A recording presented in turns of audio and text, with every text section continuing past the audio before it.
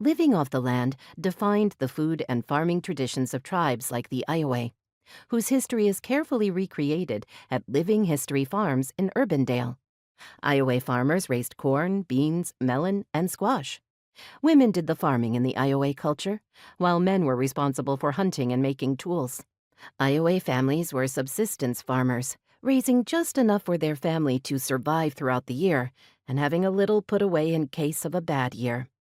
The Iowa had separate summer, winter, and traveling lodges. Bark houses called nahachi kept the Iowa cool during hot summer months, while winter mat houses called chakiruthra, made from layers of sewn cattail leaves, protected the Iowa from harsh winters and stayed around 50 degrees inside. While traveling on hunting expeditions, the Iowa lived in a chibothrehe, or teepee made from buffalo hides.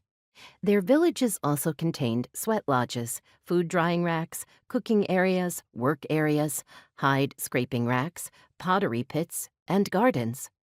At Living History Farms, historical interpreters at the 1700 Iowa farm discuss hunting, hide processing, fur trading, tool making, gardening, food processing, and the roles that Iowa men and women played in each.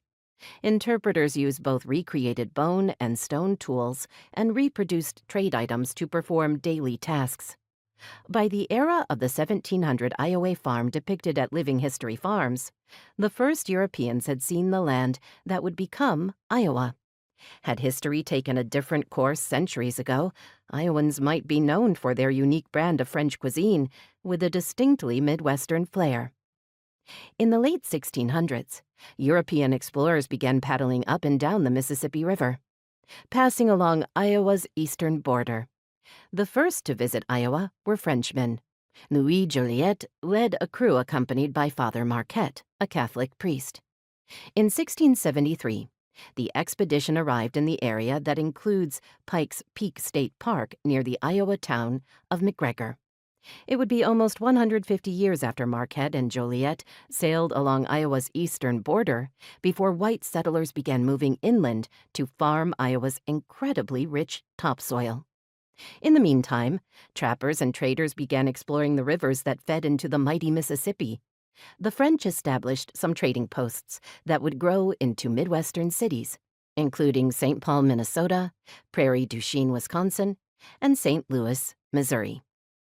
In the 1780s, a young Frenchman named Julien Dubuque learned that there were rich deposits of lead ore on the west side of the Mississippi River near Prairie du Chien.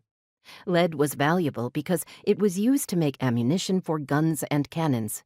Dubuque lived among the Native Americans in the area and mined the ore. Dubuque set up lead mines near the location of the city that bears his name and lived in the area until he died in 1810.